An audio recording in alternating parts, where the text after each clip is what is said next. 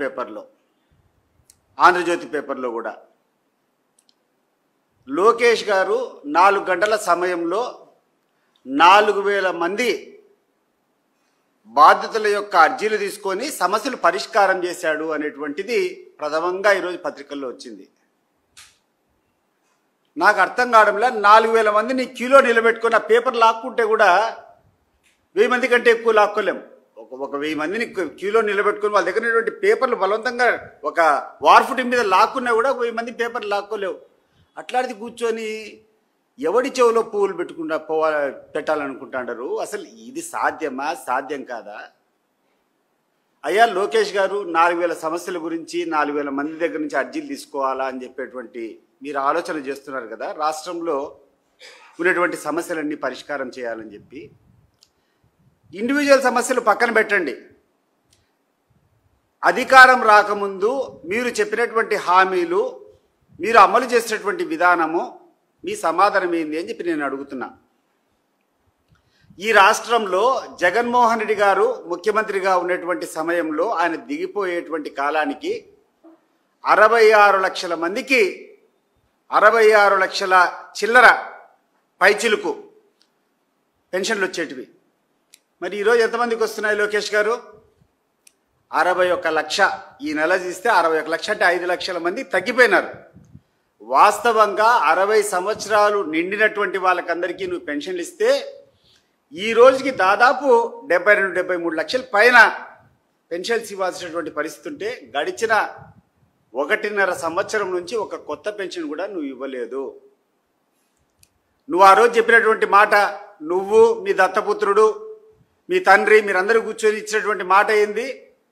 బీసీలు, మైనారిటీలు, ఎస్సీలు, ఎస్టీలు వీళ్ళకందరికీ కూడా 50 సంవత్సరాలు దాటితే పెన్షన్ ఇస్తామని చెప్పారు. 50 సంవత్సరాలు వదిలిపెట్టు, 60 సంవత్సరాలు పూర్తయిన వాళ్ళకే గడిచిన 2 సంవత్సరాల నుంచి ఒక్క పెన్షన్ అన్నా ఇచ్చినావా? 66 లక్షలు పెన్షన్లు జగన్మోహన్ రెడ్డి గారి హయాంలో ఉంటే ఈరోజు 61 లక్షల మంది దిగజారింది. ఇది వాస్తవం కాదా? ఈ ప్రభుత్వాన్ని నేను అడుగుతున్నా. ఇంతకుముందు మీరు పెద్దగా ప్రచారం చేసుకుంటూ ఉన్నారు, పెన్షన్లు ఇస్తున్నాం, పెన్షన్ 4000 ఇస్తామని చెప్పి. ఒకసారి గుర్తు చేస్తున్నాను ఈ యొక్క తెలుగుదేశం ప్రభుత్వానికి, చంద్రబాబు నాయుడు గారు ముఖ్యమంత్రిగా దిగిపోయే సమయానికి 45 లక్షల పెన్షన్లుంటే జగన్మోహన్ రెడ్డి గారు పదవి దిగిపోయేటప్పటికి 20 లక్షల మందికి పెన్షన్లు అదనంగా వచ్చినాయి. 66 లక్షల మందికి పెన్షన్లు వచ్చినాయి. సంవత్సరము ఈ యొక్క 60 సంవత్సరాలు దాటినటువంటి వాళ్ళు, పెన్షన్కి అర్హత వచ్చినటువంటి వాళ్ళు పెరుగుతూనే ఉంటారు. కానీ మొట్టమొదటిసారి 1.5 సంవత్సరం కిందట 66 లక్షల మంది లబ్ధిదారులు ఉంటే ఈరోజు 61 లక్షకు పడిపోయిందంటే మీ చిత్తశుద్ధి దీన్ని బట్టి అర్థమవుతూ ఉంటుంది. పని చేయవయ్యా లోకేష్. ప్రచారం తర్వాత, ప్రాపగండ తర్వాత, ముందు పని చేయి. ఈరోజు బీసీలకు అందరికీ, ఆ తర్వాత చదువుకున్నటువంటి పిల్లలకు అందరికీ నిరుద్యోగ భృతి అన్నావు, లేకుంటే ఉద్యోగ కల్పన అన్నావు.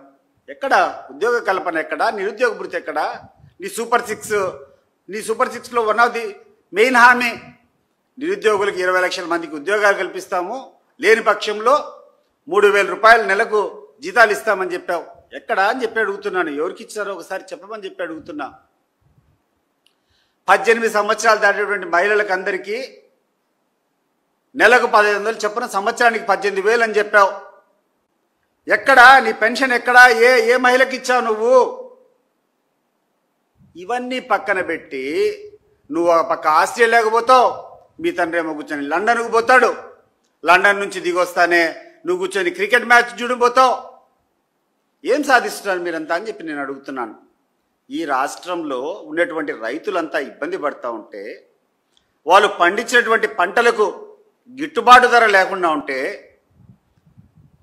ఇటీవల కాలంలో వచ్చినటువంటి తుఫాన్లకంతా కూడా పంటలు నేలమట్టమైపోయి రైతులు ఇబ్బంది పడుతూ ఉంటే, వాళ్ళ పక్షాన నిలవాల్సింది పోయి మీ కుటుంబం అంతా దేశం వదిలిపెట్టి క్రికెట్ మ్యాచ్ కొన్ని రోజులు, లండన్ కొన్ని రోజులు, ఆస్ట్రేలియా కొన్ని రోజులు ఏం సాధించాలనుకుంటున్నారు నేను అడుగుతున్నా. ఏదైనా మాట్లాడితే విదేశీ పెట్టుబడులు. ఏది మీరు సాధించినటువంటి విదేశీ పెట్టుబడులు? ఒకరోజు కూర్చుంటావు, లూలు మాల్ అంటావు. ఏది లూలు మాల్ విషయం ఒకసారి మాట్లాడడానికి మీకు ధైర్యం ఉందా? విజయవాడ నడిబొడ్డులో ఉన్నటువంటి ఆ స్థలము 4 ఎకరాల 15 సెంట్లు భూమి దాదాపు 400 కోట్లు అవుతుంది దాని విలువ. ఎకరా 100 కోట్లు ఈజీగా అవుతుంది. అది పాత బస్ స్టాండ్ సెంటర్ అంటే ఎకరాకు 100 కోట్లు అవుతుంది. దాన్ని దారాదత్తం చేసావు నువ్వు. వాళ్ళు పెట్టేటువంటి పెట్టుబడి అంతా ఎంత? 115 కోట్లు. 115 కోట్లు వాడు పెట్టుబడి పెట్టేదానికి 400 కోట్ల స్థలం నువ్వు ఇచ్చినావంటే ఎవడు ఒక సామాన్య ప్రజలు లేకుంటే అవగాహన లేని మనిషి అయినా కూడా ఇది పెద్ద కుంభకోణం అని చెప్పి అందరికీ అర్థమవుతుంది. అవసరమా మాకు లూలుమాలు? విజయవాడలో లూలుమాలు అవసరమా? ఈరోజు ఉండేటువంటి చిన్న చిన్న వ్యాపారుల పరిస్థితి ఏమవుతుంది? నువ్వు 400 కోట్ల ప్రభుత్వం డబ్బులు, ప్రభుత్వం ఆస్తులు నువ్వు ఒక ప్రైవేట్ వ్యక్తికి అప్పచెప్పి ఇక్కడటువంటి చిన్న చిన్న వ్యాపారస్తుల జీవితాలతో ఆడుకోవడం ఇది సమంజసమా? ఆలోచన చేయి. ప్రతి ఒక్క దానికి ప్రచారానికి అయితే మీ ఇష్టం వచ్చినట్టు ప్రచారం చేస్తావు. గూగుల్ డేటా సెంటర్ తెచ్చినామన్నావు, 1,80,000 ఉద్యోగాలు అన్నావు. నీకు సవాల్ విసురుతున్నా నేను. 10,000 ఉద్యోగాలు నువ్వు చూపించగలుగుతావా? నువ్వు రాబోయే 5 సంవత్సరాల లోపల నువ్వు దిగిపోయే టైంకు ఈ యొక్క నీకు ఇచ్చినటువంటి ఈ టైంలో 10,000 ఉద్యోగాలు నువ్వు సంపాదించి పెడితే ఈ గూగుల్ డేటా సెంటర్ ద్వారా నీకు సాష్టాంగా పడిపోతాం మేము. రాగలుగుతావా నువ్వు? కానీ ప్రచారం మాత్రం 1,80,000 ఉద్యోగాలు. ఎక్కడికి పోతుంది? ఎక్కడికి పోతున్నావు నువ్వు? ఏం సాధిస్తామని చెప్పి పోతున్నావు? ఇక్కడ విపరీతమైనటువంటి అసహనంతో ప్రజలుంటే ఈరోజు పేషెంట్ల పరిస్థితి ఎంత దారుణంగా ఉందంటే నెట్వర్క్ హాస్పిటల్కి పోయి ఆరోగ్యశ్రీ వర్తించే రకంగా ఆపరేషన్ చేసుకోవాలంటే ఏ నెట్వర్క్ హాస్పిటల్లో కూడా పేషెంట్లు ఆరోగ్యశ్రీ కింద ట్రీట్ చేసేటువంటి పరిస్థితి లేదు. ఇది వాస్తవం కాదా లోకేష్ గారు? అది పోయి నువ్వు ఫస్ట్ సెటరేట్ చేయి. అది సెటరేట్ చేయకుండా 400 పిటిషన్లు, మళ్ళీ నువ్వు చేసిన ఘనకార్యం అని చెప్పి నీ ఆంధ్రజ్యోతి, నీ ఈనాడు పేపర్లో ప్రధాన శీర్షికలతో ఒక కథనాలు. ఈరోజు రైతులకు 20,000 రూపాయలు సంవత్సరానికి ఇస్తానని చెప్పావు. ఇప్పటికి దాదాపు 2 సంవత్సరాలు పూర్తయితా ఉంది. ఒక సంవత్సరం 8 నెలలు ఏమో పూర్తయితా వచ్చింది. ఇప్పటి వరకు నువ్వు ఇచ్చింది 5,000 రూపాయలు.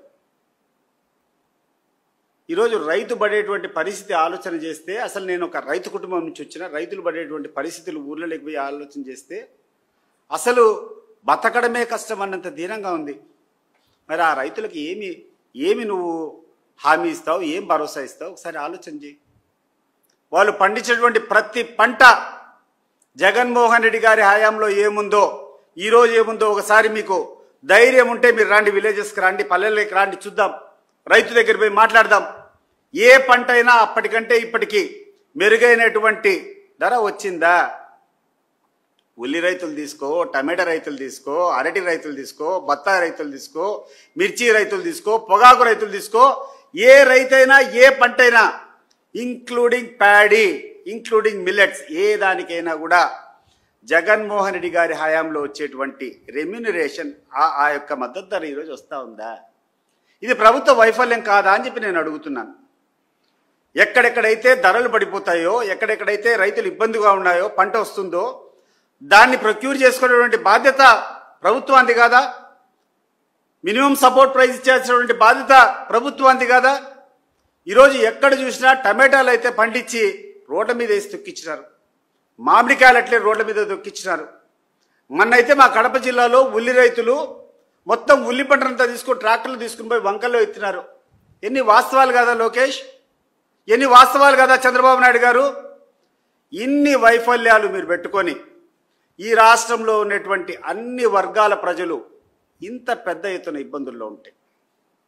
ఉద్యోగస్తులకేమో ఇంతవరకు మీరు డిఏలు ఇవ్వాల, ఐఆర్ ఇవ్వాల, వాళ్ళకు రావాల్సినటువంటి బకాయిలు ఇంతవరకు, వాళ్ళ రిటైర్మెంట్ బెనిఫిట్స్ మీరు ఇంతవరకు ఇవ్వాల, వాళ్ళ గురించి పట్టించుకునేటువంటి కథ లేదు, పిఆర్సీ ఇంతవరకు వేయాల.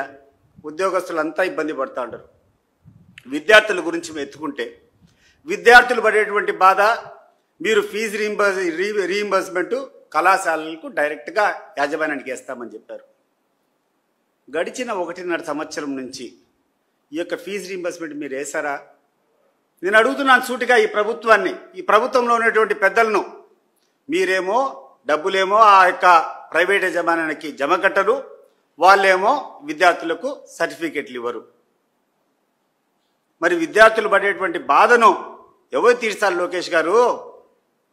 మీ యొక్క 4,000 మంది పక్కన పెట్టి నేను ఒక 5 సమస్యలు చెప్తా, ఈ 5 సమస్యలకు పరిష్కారం చెప్పు. నిన్న మా ఊర్లో ఒక అతను నా దగ్గరికి వచ్చినాడు, అన్నా నాకు చిన్న హార్ట్లో ఏదో ప్రాబ్లం ఉందంట, వాళ్ళు లేరంటే ఏముందయ్యా ఆరోగ్యశ్రీ ఉంది కదా, రా వెంటనే హాస్పిటల్కి ఫోన్ చేస్తాను నువ్వు అంటే, లేదన్నా నేను హాస్పిటల్కి పోయినా, హాస్పిటల్కి పోతే మేము ఆరోగ్యశ్రీ కింద వర్తించదు, 4 లక్షల రూపాయలు డబ్బులు కడితేనే చేస్తామని చెప్పారు అన్నారు. ఒక పెద్ద షాక్, నాకు తెలియదు, ఎందుకంటే ఆరోగ్యశ్రీ వర్తిస్తుంది అనుకున్నా నేను. కానీ డాక్టర్లకు ఆ హాస్పిటల్కి ఫోన్ చేస్తే, లేదు సార్ మాకు రావాల్సినటువంటి బకాయిలు ప్రభుత్వం ఇవ్వడం లేదు, మేము ఇంకా ఈ పనులు చేసే పూర్తిగా స్టాప్ చేసినాము, ఏ హాస్పిటల్ కూడా మేము చేయము అని చెప్పి ఎత్తిపోయిన తర్వాత ఆ యొక్క రైతు ఎవరైతే ఆ హార్ట్ పేషెంట్ బాగలేకున్నాడో వాళ్ళ బంధువులు వాళ్ళంతా కలిసి వాళ్ళ బంగారాలన్నీ తాకట్టు పెట్టుకోవడానికి ఆపరేషన్ చేసినటువంటి పరిస్థితి. ఈరోజు నిరుపేదల ఆ రకంగా పేషెంట్లు అంతా బాధపడుతూ ఉన్నారు, విద్యార్థులు బాధపడుతూ ఉన్నారు, రైతులు బాధపడుతూ ఉన్నారు. ఇంతమంది బాధపడితే మీరేమో విదేశాలకు అవార్డులు తెచ్చుకునేదానికి, రివార్డులు తెచ్చుకునేదానికి ఆడపై మీరు కాలయాపన చేసి దాన్ని తీసుకొని వచ్చి దానికి పెద్ద కవరింగ్ ఏంటంటే పెట్టుబడులు తీసుకొని వస్తాం. ఏది మీరు పెట్టుబడులు? మీకు ధైర్యం ఉంటే నేను చెప్తాను, మీ పెట్టుబడులు అన్నీ ఎక్స్పోజ్ చేస్తా. మీ ప్రతి ఒక్క పెట్టుబడి వెనకల మీకు కమిషన్ల యొక్క యాస తప్పితే అది చిత్తశుద్ధిగా ఈ రాష్ట్రానికి ప్రయోజనాలకు అనుగుణంగా ఉంది, ఈ రాష్ట్రం దానివల్ల బెనిఫిట్ పొందుతుందంటే మీరు ఏం చెప్తే అది చేస్తాను, మేము సిద్ధంగా ఉన్నాం. మీరు సిద్ధంగా ఉన్నారా దానికి చర్చించడానికి? ఇటీవల కాలంలో జగన్మోహన్ రెడ్డి గారు 18 సార్లు ప్రెస్ మీట్ పెట్టారు. 18 సార్లు ప్రెస్ మీట్ పెట్టినప్పుడు అనేక ప్రశ్నలు, ఈ యొక్క ప్రభుత్వ వైఫల్యాలు, ప్రజలు పడేటువంటి ఇబ్బందుల గురించి సాక్ష్యాలతో ఆధారాలతో కూర్చొని చూపించి ప్రెస్ మీట్ పెడితే ఒక్క ప్రెస్ మీట్కైనా ఆయన సంధించినటువంటి ఒక్క క్వశ్చన్కైనా మీరు సమాధానం చెప్పారా అని చెప్పి నేను అడుగుతున్నా. ఒక్క ప్రశ్నకు ఒక్క ప్రెస్ మీట్ కన్నా మీరు సమాధానం చెప్పారా? చెప్పకపోగా మీ యొక్క పేడ్ ఆర్టిస్ట్నో ఎవరో ఒకరు ఉంటారు మీ దగ్గర పనులు జరిపించుకునేదానికో, లేకుంటే వ్యక్తిగతంగా లాభాలు పడేదానికి ఎవరన్నా కొంతమంది చౌకబారు వ్యక్తులు ఉంటే వాళ్ళతో కూర్చొని రకరకాల స్టేట్మెంట్లు. ఈరోజు ఎంత దౌర్భాగ్యంగా ఉంది, ఎంత దారుణంగా ఉందంటే ఒక బీజేపీకి సంబంధించినటువంటి ఒక ఎమ్మెల్యే ఈరోజు జగన్మోహన్ రెడ్డి గారి గురించి, జగన్మోహన్ రెడ్డి గారి కుటుంబం నుంచి భారతి గారి గురించి మాట్లాడడము అసలు జగుర్పు వస్తుంది. ఎట్లొస్తాయా నీకు ఇట్లా మాట్లాడేదానికి? 5 సంవత్సరాలు ఆమె భర్త ముఖ్యమంత్రిగా ఉన్నారు. ఏ రోజన్నా ఎక్కడైనా ప్రభుత్వ కార్యాలయాలకు కానీ, ప్రభుత్వ విధానాలే కానీ, ప్రభుత్వ విధుల్లే కానీ ఆయన ఎప్పుడైనా జోక్యం చేసుకున్నారా? ఆదినారాయణ రెడ్డి గారు మీరు చెప్పండి. దానికి ముందు రాజశేఖర రెడ్డి గారు ముఖ్యమంత్రి ఉండేటప్పుడు రాజశేఖర రెడ్డి గారి కోడలాయమ కనీసం హైదరాబాద్ నగరానికి కూడా ఆమె రాలే, ఎక్కడో బెంగళూరులో ఉండింది. ఆమె మీద కూర్చొని 400 కేజీలు బంగారు అంటావు, కేసులు అంటావు, ఏనేదో అంటావు. నీకు తెలుసా అసలు ఆమె చేసే కార్యక్రమం ఏందో మీకు తెలుసా?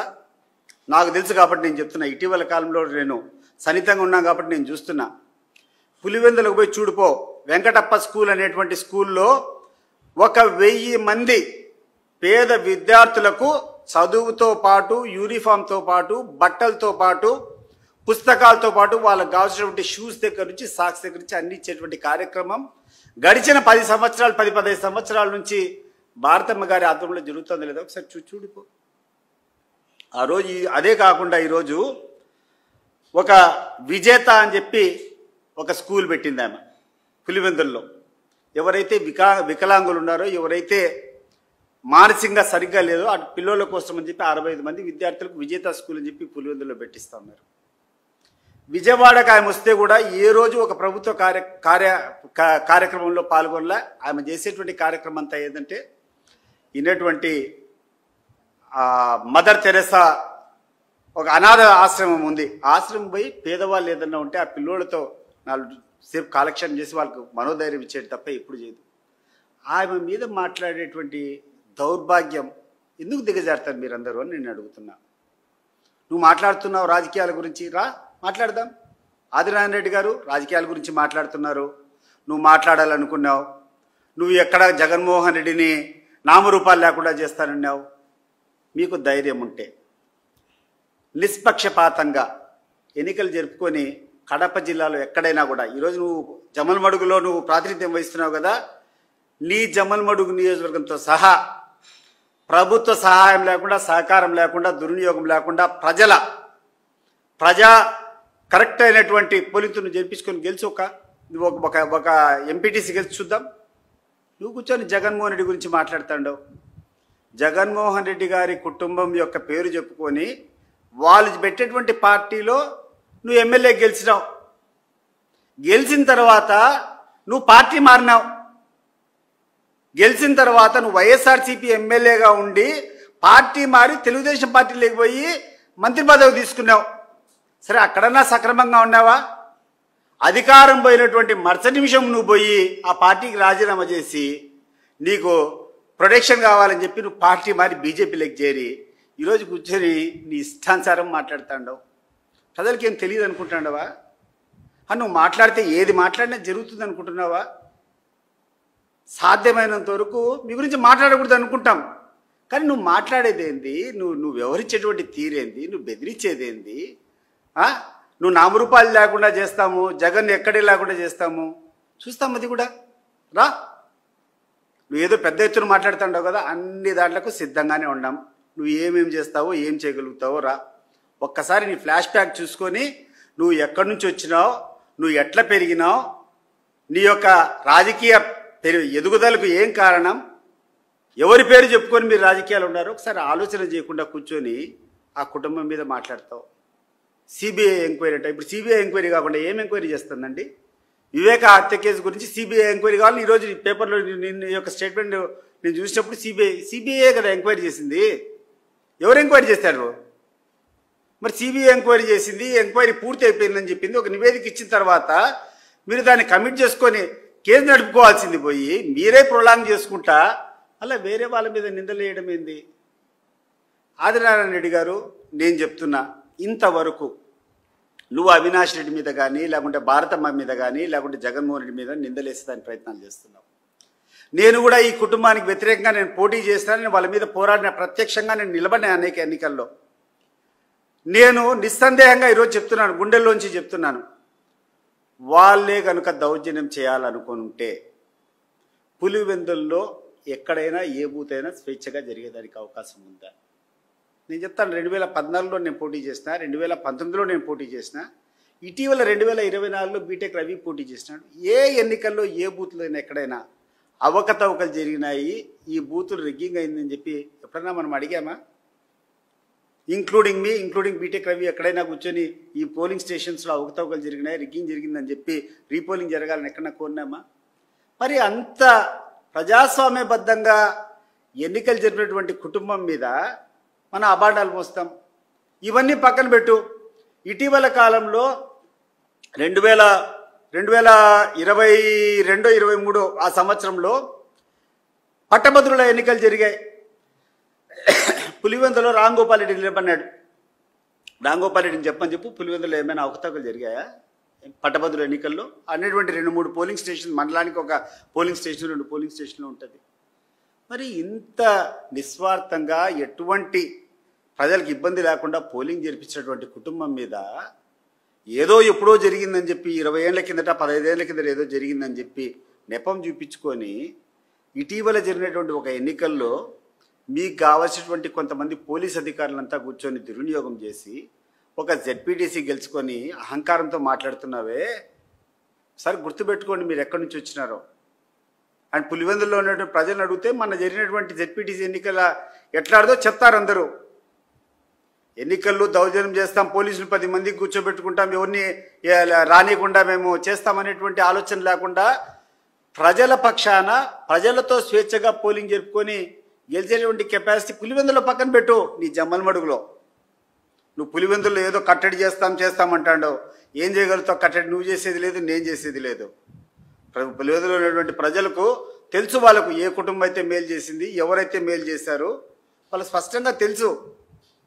ఈరోజు నువ్వు వైఎస్ఆర్సీపీ తరఫున జరిపి జగన్మోహన్ రెడ్డి గారి దగ్గర టికెట్ తీసుకొని జగన్మోహన్ రెడ్డి గారి పార్టీ అభ్యర్థిగా గెలిచి నువ్వు పార్టీ మారి చంద్రబాబు నాయుడు పక్షాన చేరి మంత్రి పదవి తీసుకొని అంతటితో ఆయన దగ్గర ఉన్నావా? నువ్వు చెప్తాండా? ఈరోజు చంద్రబాబు నాయుడు గారికి నీ మీద నువ్వు చేసేటువంటి కార్యక్రమం వల్ల నీ మీద సరిగ్గా చూడడంలే. ఈరోజు నీకు వ్యక్తిగత లాభాలు కావాలా? ఈరోజు నీ ఫ్యాక్టరీలో ఉండేటువంటి నీకు అనేటువంటి ఫ్లై యాష్ తోలుకోవాలా, లేకుండా అనేటువంటి ఆ ట్రాన్స్పోర్ట్ కాంట్రాక్ట్లు కావాలా, ఇంకొకటి కావాలా, ఒత్తిళ్లు చేయాలా.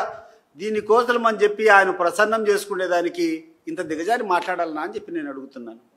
అవసరమా ఇంట్లో ఆడోళ్ళ గురించి మాట్లాడేటువంటి విషయము? అది భారతమ్మ గారి గురించి మాట్లాడుతున్నావు.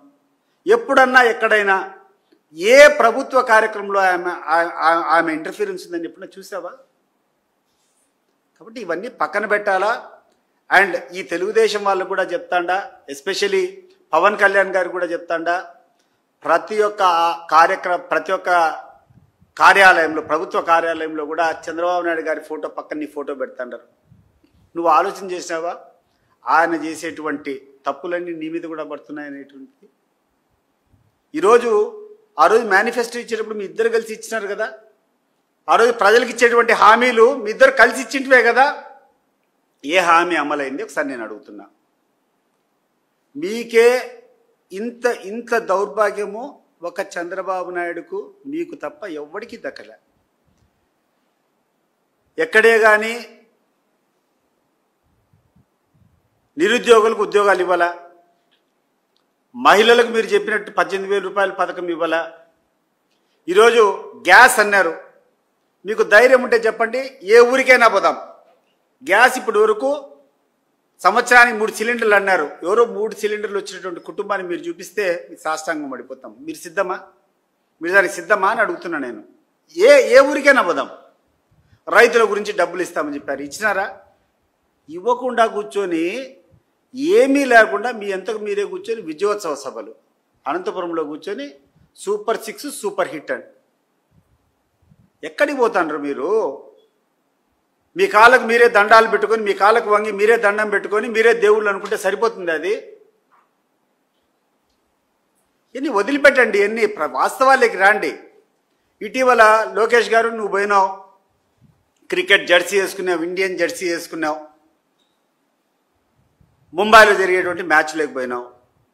మా కడప అమ్మాయి, మన ఆంధ్రప్రదేశ్ అమ్మాయి శ్రీచరణి అమ్మాయి అద్భుతంగా బౌలింగ్ చేసింది. ప్రతి ఒక్క మ్యాచ్లో కూడా she has contributed for the victory of Indian team. భారత జట్టు నెగ్గడానికి ఆమె యొక్క భాగస్వామ్యం ప్రతి ఒక్క మ్యాచ్లో ఉంది.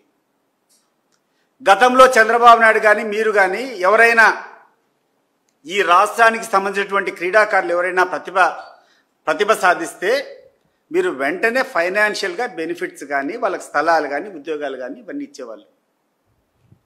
హారిక అని చెప్పి చెస్ ప్లేయర్ ఉండింది, ఆమెకి ఇచ్చినారు. పుల్లల గోపీచంద్కి ఇచ్చినావు, పివి సింధుకి ఇచ్చినావు. ఈరోజు శ్రీచరణికి ఎందుకు ఇవ్వలేదు? నువ్వు గొప్పగా పోయినావు, నువ్వే పోయినావు, మ్యాచ్లో చూసినావు. మరి వేరే రాష్ట్రాల్లో చూస్తుంటే వాళ్ళ రాష్ట్రాలకు సంబంధించినటువంటి క్రీడాకారులు ఎవరైనా ఆ జట్టులో ఉంటే వాళ్ళందరికీ ₹1,00,00,000 పారితోషికం ఇచ్చినట్టు నేను పేపర్లో చూస్తున్నా. మిగిలిన రాష్ట్రాలు వాళ్ళకి సంబంధించినటువంటి ప్లేయర్స్ ఎవరైనా వాళ్ళ రాష్ట్రాలకు సంబంధించినటువంటి ప్లేయర్స్ నిన్న జట్టులో ఉంటే వాళ్ళందరికీ ₹1,00,00,000 అనౌన్స్ చేశారు. నువ్వు ఎందుకు చేయడం లేదు? పివి సింధుకు ఒక న్యాయము, హరితకు ఒక న్యాయము, పుల్లెల గోపీచంద్కు ఒక న్యాయము, శ్రీచరణ్కి ఒక న్యాయమా? నా కారణం అడుగుతున్నా నేను. ఎందుకు గాను ఇంతవరకు ఈ ప్రభుత్వం శ్రీచరణి విషయంలో ఒక్క మాట కూడా మాట్లాడలా? నువ్వు ఏ మ్యాచ్కి అయితే పోయినావో ఆ మ్యాచ్లో నువ్వే కూర్చున్నావు, జెర్సీ వేసుకున్నావు, ఇండియా జట్టు అద్భుతం సాధించని మాట్లాడినావు. మరి ఏమి ఇస్తున్నావు నువ్వు ఈ రాష్ట్రంలో ఉన్నటువంటి క్రీడాకారునికి? ఎందువల్ల నువ్వు ఇంతవరకు ఆమె పేరు పెట్టి నేను ఫలానా చేస్తున్నామని కూడా చెప్పలేదని చెప్పి నేను అడుగుతున్నాను. మిగిలినటువంటి వాళ్ళకు నువ్వు చేసినప్పుడు ఈమెకు ఎందుకు చేయాలి ఇప్పటి వరకు? దీనికి కారణం ఏందో లోకేష్ గారు, ఈ యొక్క ప్రభుత్వం, కూటమి ప్రభుత్వం వెంటనే ప్రజలకు చెప్పాలని చెప్పి కూడా నేను కోరుకుంటున్నాను.